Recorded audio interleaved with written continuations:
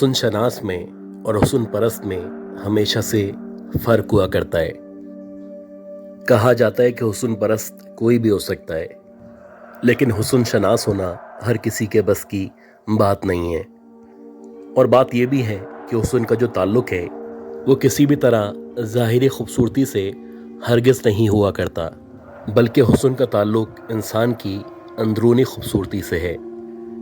देखना ये होता है कि वो कितना बाकिरदार है, कितना खुश मिजाज है और कितनी उसके अंदर बर्दाश्त मौजूद है। मुझे अच्छी तरह याद है कि मेरी ज़िंदगी भी मेरे वालिदैन के बाद बड़ी बेलगाम गुजर रही थी, बल्कि आप कह सकते हैं कि अब भी बड़ी बेलगाम गुजर रही है।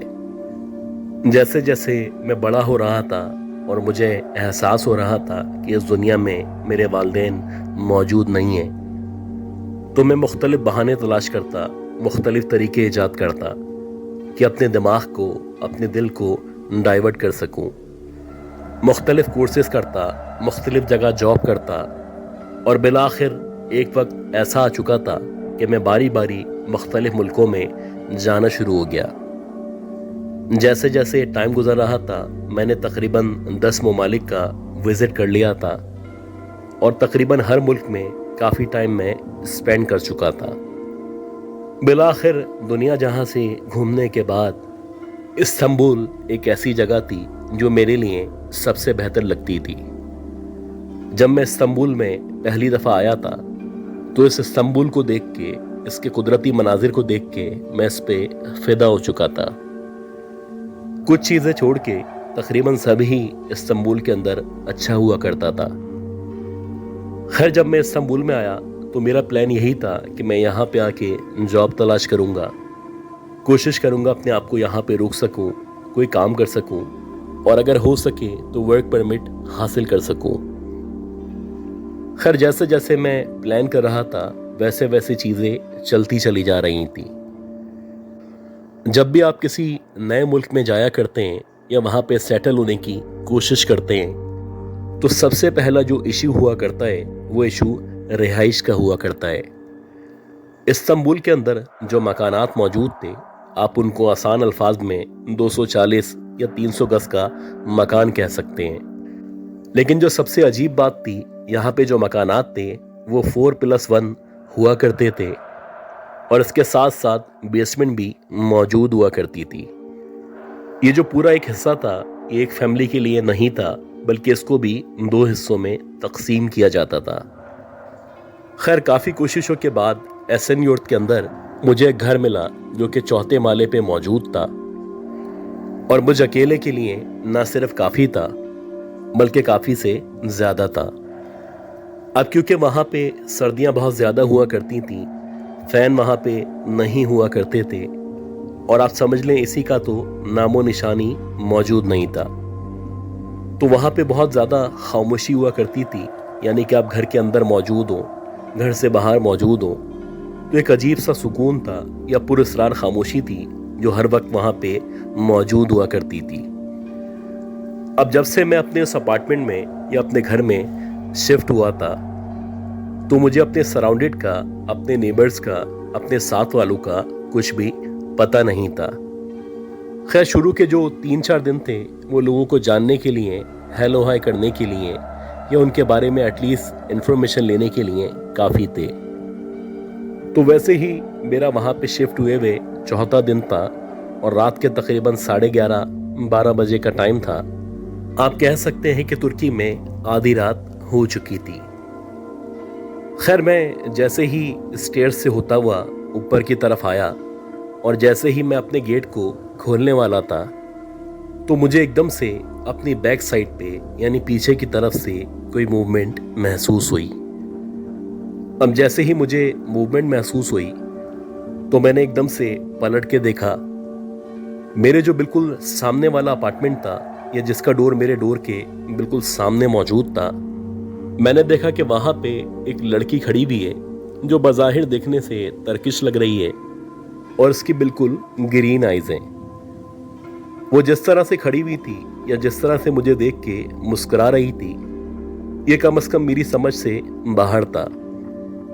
खैर, मैं उस एज से गुजर चुका था और इतनी जल्दी किसी को देख के मुस्कुराना या रिस्पॉन्स करना मेरे इख्तियार में नहीं था। मैं कुछ देर तक उसको देखता रहा और मेरी समझ से बाहर था कि आखिर ये कौन अजनबी है मैं जिसके बारे में कुछ भी नहीं जाना करता, लेकिन फिर भी ये मुझे देख के मुस्कुरा रही है। मैंने उसको नज़रअंदाज किया और उसके बाद मैं अंदर आ गया, क्योंकि आमतौर पे बैरून मुल्क इस तरह के बहुत सारे लोग हुआ करते हैं जो मुख्तलिफ तरीक़ों से आपको ट्रैप करने की या आपको फंसाने की कोशिश किया करते हैं। खैर, मैं अंदर आ गया। उसके बाद मैंने जो भी काम था, खाना वगैरह खाया और सोने की तैयारी करने लगा। इसी तरह फिर मेरी आंख लग गई और एक आध दिन मज़ीद गुजर गया। मुझे अच्छी तरह याद है कि रात के तकरीबन 3:30-4 बजे का टाइम था और इत्तफाक से मैं तकसीम स्क्वायर से वापस अपने घर पहुंचने वाला था। हफ्ते की रात थी और आमतौर पे हफ्ते की रात में वहाँ पे तकसीम से बहुत सारे लोग एहसानियत आया करते हैं। खैर, जैसे ही मैं अपने घर के करीब पहुंचा तो हमारे घर का जो स्ट्रक्चर था या जो एंट्रेंस थी वो इस तरह से थी कि एक मेन गेट था, वहाँ से आप अंदर एंटर होंगे तो एक सहननुमा जगह मौजूद थी। वहाँ पे 3-4 बड़े बड़े दरख्त मौजूद थे और उन दरख्तों से होते हुए जब आप कॉरिडोर से अंदर एंटर होते हैं तो वहाँ पे स्टेयर्स मौजूद थी।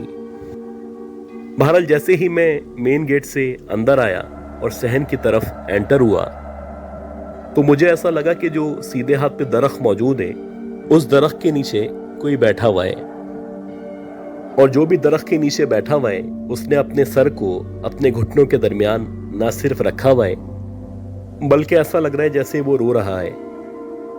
खैर, ये एक नई जगह थी और यहाँ पे किसी के पास रुकना, किसी से हमदर्दी का इजहार करना अपने आप को किसी मुश्किल में डालने के बिल्कुल बराबर था। मैंने इस बात को भी नज़रअंदाज किया और मैं उसके सामने से होता हुआ स्टेयर्स की तरफ बढ़ने लगा। अब जैसे ही मैं स्टेयर्स की तरफ बढ़ने लगा तो एकदम से किसी ने मेरा नाम लेके मुझे पुकारा। इस पराए मुल्क में, पराए शहर में, नई जगह पे जहाँ पे कोई भी देसी मौजूद नहीं था, किसी का मेरा नाम लेना और मेरा नाम लेके मुझे पुकारना मेरे लिए किसी अजूबे से कम नहीं था। बहरहाल, जैसे ही मैंने अपना नाम सुना तो मेरे जो कदम थे वो एकदम से ना सिर्फ रुक चुके थे बल्कि कुछ सेकंड के अंदर अंदर अल्टीमेटली मैं पलटा और मैंने पलट के पीछे की तरफ देखा।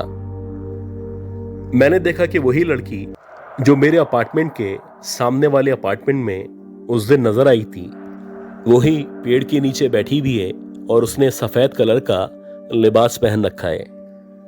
जैसे कि आमतौर पे तुर्की में दुल्हनें लिबास पहना करती हैं, ये तकरीबन हूबहू वैसा ही लिबास था। खैर, वो जो लड़की थी वैसे ही उसकी ग्रीन आइज थी और वो मुझे देख के मुस्कुरा रही थी। अब मुझे कुछ अजीब सा लग रहा था। ना मैं इस लड़की के बारे में कुछ जानता था, ना मेरा इससे कोई ताल्लुक था, और ना ही यहाँ का जो लैंडलॉर्ड था उसने इधर के बारे में या इस लड़की के बारे में मुझे कुछ बताया था। मैं काफी देर तक खड़ा रहा, वो मुझे देख के मुस्कुराती रही। एकदम से जब देखते ही देखते मेरी नजर उसके पाँव की तरफ पड़ी तो एक अजीब सी बात थी, उसके जो पाँव थे वो नॉर्मल लड़कियों की तरह नहीं थे। ऐसा लग रहा था जैसे उसके पाँव मुड़े हुए हैं या थोड़े से टेढ़े पाँव हैं। जैसे कि आमतौर पे अगर किसी को पोलियो हो या इस तरह की बीमारी हो जैसे उसके पाँव हुआ करते हैं, उसके हूबहू वैसे ही पाँव थे और कुछ अजीब सी शरारत थी जो उसके चेहरे पे मौजूद थी। अब मुझे दोनों तरह से डर लग रहा था। पहला डर तो ये था कि ये नया देश है, नया मुल्क है, पता नहीं क्या ट्रैप है, और दूसरा ही डर था कि इसके जो पाँव हैं वो नॉर्मल लड़कियों की तरह हरगिज नहीं है। खैर, मैं वापस पलटा और जो भी मुझे आयत वगैरह आती थी वो पढ़ता हुआ स्टेयर से होता हुआ सीधा अपने अपार्टमेंट के अंदर आ गया। और अपार्टमेंट के अंदर आने के बाद जैसे तैसे ये जो रात थी वो रात गुजरी। इत्तफाक से अगली सुबह जो मेरा लैंडलॉर्ड था वो किसी काम से हमारे अपार्टमेंट में आया हुआ था। तो जब मेरी उससे मुलाकात हुई तो मैंने उससे पूछा कि जो सामने वाला फ्लैट है या सामने जो गेट नजर आता है यहाँ पे कौन रहा करता है। तो कहने लगा कि आबे यहाँ पे तो कोई नहीं रहा करता। मैंने उससे कहा कि कल या परसों या 2-3 दिन पहले मैंने एक लड़की को यहाँ पे खड़े हुए देखा था। वो कहने लगा कि भाई ये जो अपार्टमेंट है, ये जिसका अपार्टमेंट है उसकी डेथ हो चुकी है और यहाँ के लॉ के मुताबिक जब तक ये मसला हल नहीं होगा, प्रॉपर्टी का जो इशू है वो रिजॉल्व नहीं होगा, ना ही इस फ्लैट को, इस अपार्टमेंट को किराए पे दिया जा सकता है और ना ही इसको कोई सेल कर सकता है। अब मैंने सोचा कि हो सकता है कोई लड़की हो या कोई इनकी जानने वाली हो जो इत्तेफाक से यहाँ पे उस दिन आई भी हो। लेकिन अगर इत्तेफाक से वो यहाँ पे मौजूद थी तो वो जो पेड़ के नीचे बैठी थी तो वहां पे क्या कर रही थी। एक अजीब कन्फ्यूजन थी जो मेरे ऊपर तारी हो चुकी थी और मुझे लग रहा था कि ये जो मामला है ये इतना नॉर्मल नहीं है। खैर ये दिन तो जैसे तैसे गुजर गया। जब दोबारा से रात आई तो इत्तेफाक से उस रात मेरी जो तबीयत थी वो थोड़ी सी नासाज थी। मैंने टैबलेट वगैरह ली। टैबलेट लेने के बाद मैं सो गया और मुझे अच्छी तरह याद है कि रात के तकरीबन 1:35 या 40 मिनट का टाइम था। मैं इस पूरे अपार्टमेंट में अकेला मौजूद था। मुझे एकदम से ऐसा लगा जैसे मेरा जो अपार्टमेंट है उसका दरवाज़ा खुला है। अब किसी का भी अपार्टमेंट से अंदर आना किसी भी तरह मुमकिन नहीं था। इवन के जो लैंडलॉर्ड था उसके पास चाबी तो मौजूद थी, लेकिन तुर्की के अंदर जो घर होते हैं और उनके जो गेट होते हैं उधर एक इंटरनल स्पेशल लॉक दिया जाता है, जिसे आप आम जबान में एक कुंडा भी कह सकते हैं। ये कुंडा सिर्फ अंदर से ही लग सकता है और अंदर से ही खुल सकता है। अगर किसी के पास आपके अपार्टमेंट की डुप्लीकेट चाबी भी मौजूद है तब भी वो चाहने के बावजूद ना अंदर आ सकता है ना ही कुछ उल्टा सीधा काम कर सकता है। खैर जैसे ही मुझे लगा कि हमारे अपार्टमेंट में कोई एंटर हुआ है तो उस वक्त मैं लेटा हुआ था और मेरी जो करवट थी सीधे हाथ की तरफ थी, यानी मेरे कमरे से जो सामने का हिस्सा था, जो एंट्रेंस थी, वो बिल्कुल क्लियरली नजर आ रही थी। अब कोई एंटर तो हुआ था लेकिन मुझे नजर नहीं आ रहा था। अब मुझे लगा कि शायद मेरा वहम है, सामने वाले अपार्टमेंट में या पीछे वाले फ्लैट में हो सकता है कोई एंटर हुआ हो। अब क्योंकि यहाँ पे ना फैंस मौजूद हैं ना एसी मौजूद है तो जो भी आवाज़ है वो बहुत ज़्यादा सराउंड किया करती है।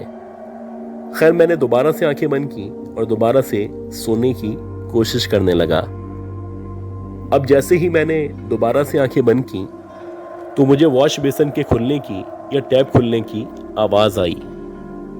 अब जैसे ही मैंने दोबारा से आंखें खोली तो मैंने देखा कि जो गेट की एंट्रेंस है उस एंट्रेंस से अंदर की तरफ सफ़ेद कलर के लिबास में एक लड़की खड़ी हुई है।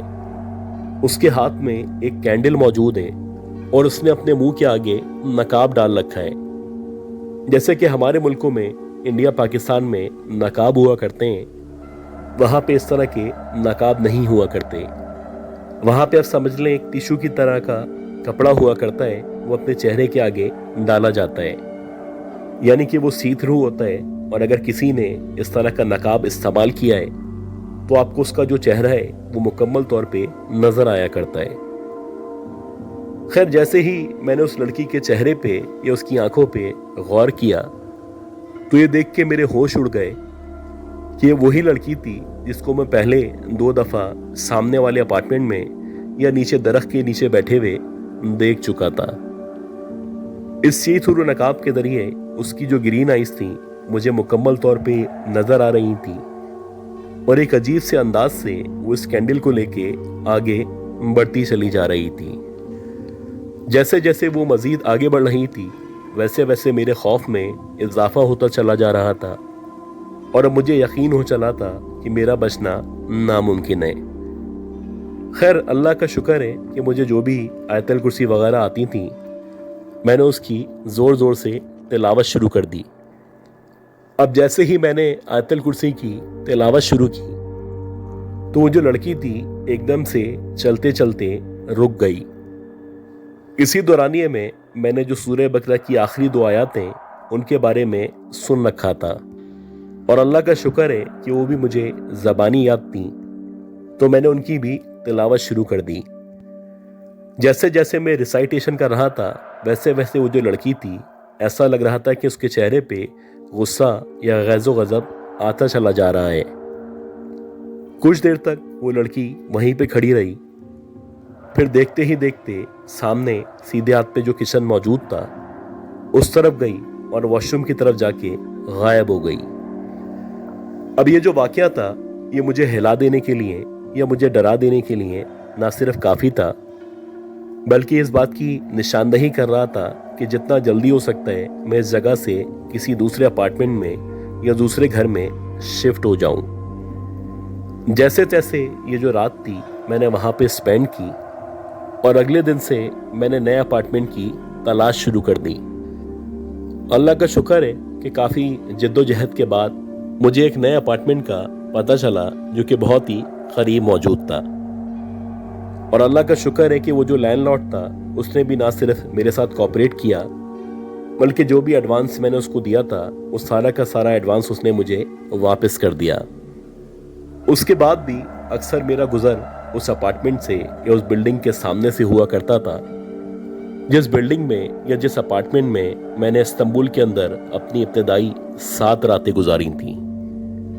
ये जो 7 रातें थी मेरी ज़िंदगी की खौफनाक तरीन रातें थीं, लेकिन मैं आज भी अल्लाह का शुक्र अदा करता हूँ कि क्योंकि मेरे जहन में ना नेगेटिव बातें आया करती थीं, ना मेरा जहन किसी भी इस तरह की चीज़ पे माइल हुआ करता था, तो शायद यही वजह थी कि अल्लाह ताला ने मुझे महफूज रखा।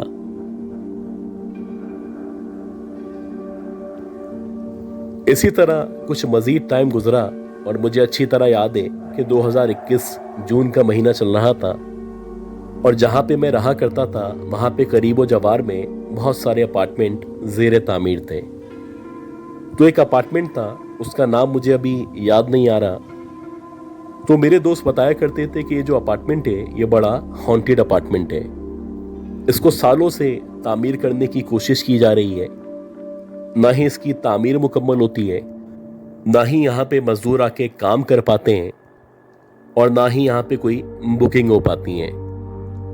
कुछ लोगों का ख्याल है कि रात के तकरीबन 3-3:30 बजे के बाद अक्सर ये हुआ करता है कि इसका जो 4th फ्लोर है जो कि अभी भी ज़ेर तामीर है, उस 4th फ्लोर की जो खिड़की है उस खिड़की के ऊपर एक लड़की सफ़ेद कलर के लिबास में ना सिर्फ खड़ी होती है बल्कि तर्किश ज़बान में वो लोगों से मदद की अपील किया करती है।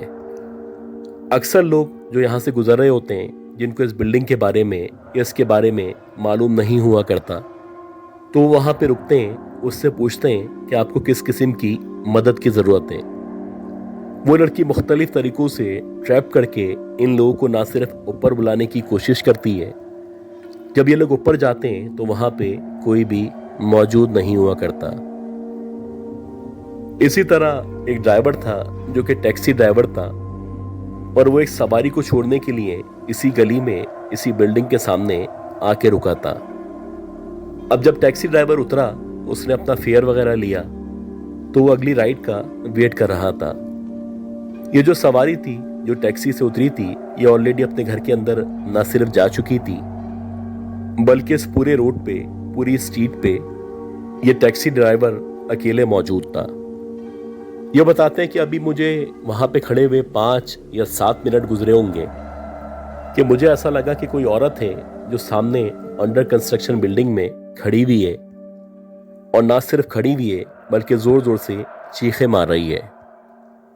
अब जैसे ही टैक्सी ड्राइवर ने उसकी तरफ देखा तो वो बताते कि जो औरत थी वो इसकी तरफ देख के कह रही थी कि मेरी जान को खतरा है, जल्दी से ऊपर आओ और ऊपर आके मेरी जान बचाओ। अब जैसे ही ये जो टैक्सी ड्राइवर था ये टैक्सी से बाहर निकला और ऊपर की तरफ जाने लगा तो इत्तेफाक से इसी दौरानिये में एक पुलिस मोबाइल वहां से गुजर रही थी। अब वहां पे जो पुलिस होती है उसकी बाकायदा मोबाइल नहीं हुआ करती बल्कि जैसे कार्स होती हैं उसी तरह की उनके पास गाड़ियां हुआ करती हैं। जैसे ही पुलिस वालों ने इसको ऊपर की तरफ या स्टेयर्स की तरफ जाते हुए देखा तो उन पुलिस वालों ने इसको जाने से मना किया और उन्होंने इस बात का इकरार किया کہ یہ جو बिल्डिंग है ये हॉन्टेड बिल्डिंग है, अगर आप यहाँ से ऊपर की तरफ जाएंगे तो हो सकता है आप कभी भी वापस ना आ सकें।